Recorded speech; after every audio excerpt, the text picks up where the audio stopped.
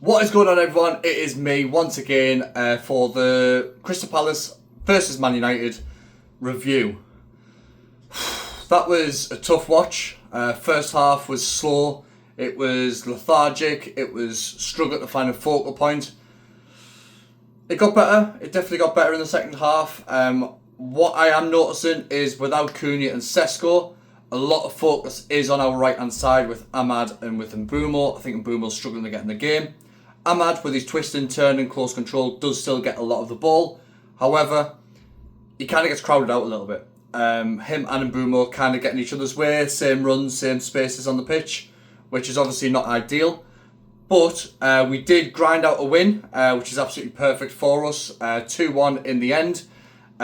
Joshua Zirkzee didn't have the greatest first half. However, I don't know what Amram said at half-time, but Man United came out, we looked a lot better, we looked a lot sharper, we looked a lot more up for it.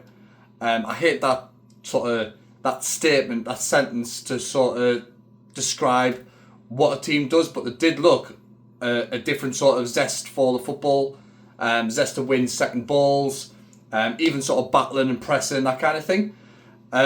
Xerxes' finish was a superb touch, and I just don't think the keeper expected him to sort of swivel on it like the Harry Kane swivel and sort of hit it across the goal. I just don't think the keeper expected it. Dean Henderson should have done a little bit better, but we'll take the goal.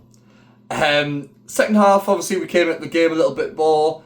We got Ahmad on the ball. Bruno was a bit further forward. Casemiro's passes that weren't sort of reaching a red shirt in the first half started to do it in the second half, which is obviously a positive for that sort of position screening in front of the back three. De Ligt against Mateta was absolutely outstanding. Mateta is one that I would keep an eye on definitely for the next transfer window because I do think he is very good. However, prolific finishing was the difference between the two teams. As I just mentioned about Mateta could have had a couple of goals if he was a little bit more clinical. I do think Nketiah had a couple of chances as well. It could have been 1-1, could have been 2-1 Crystal Palace, could have been 2-1 United, could have been 2-2. It was razor thin between the teams today. It was razor thin. So overall, I am very happy with the 3 points. However, I do think with all the teams playing, obviously I'm doing this a little bit after on Sunday night, so all the teams won round us. Liverpool, Aston Villa, Sunderland, Bournemouth, all of them got decent results. I might be lying about Bournemouth, I'm not too sure. But Sunderland definitely, obviously Villa, Liverpool, all that kind of stuff won round us, which is not great. It's not ideal. However, we just win our games. We concentrate on what we do and let other teams worry about them. I think that's probably the best way. The way Amram's season's going at the moment, I probably think just keep a good vibe. Try and get everybody on board with how he's playing, what he wants to do. We are getting Lisandro Martinez back, which was a massive boost for us coming on late second half. Kobe Manu, I don't understand why he's not playing more. He should really be playing more, but he's getting the last 3-4 minutes of games and don't really know why. But that's for another conversation. Maybe a different video on what Kobe Manu needs to do differently. However, 3 points. We are in the top half of the table, which is always a good thing. Send the Men's had a decent game again. Shaw, very good progressing the ball. Decent pace. Some excellent last-ditch tackles, as well as Lenny Yoro the same. Lenny Yoro didn't have his best game. However, he did get brought off. It's one of those games you kind of just got to accept it, move on to the next one. It's one of those things. Matthijs de Ligt, as always, superb. Physical presence, quick, powerful, positioning good, wins his aerial duels. What more can you want from a centre-half?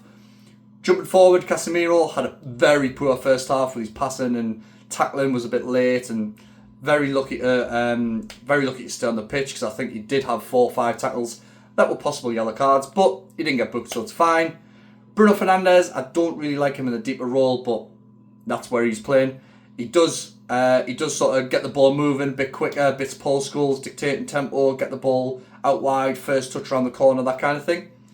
We do need someone to do that with Manu not playing. And then we've got right back was Ahmad. Again, he's very effective, he's very direct, he's very prolific in what he does. However, I do think he gets crowded out. He's only little, he gets a bit sort of muscled off the ball a little bit too much.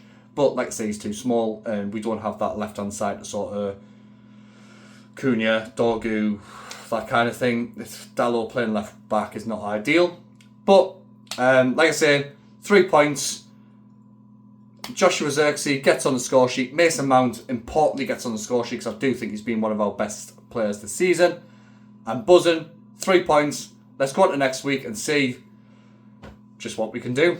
Like, comment, subscribe on the video. Please do get involved in the comments, in the likes, and the views as well. Please do share it. It does help with the algorithm.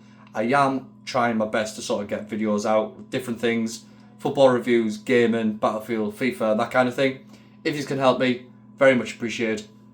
In a bit.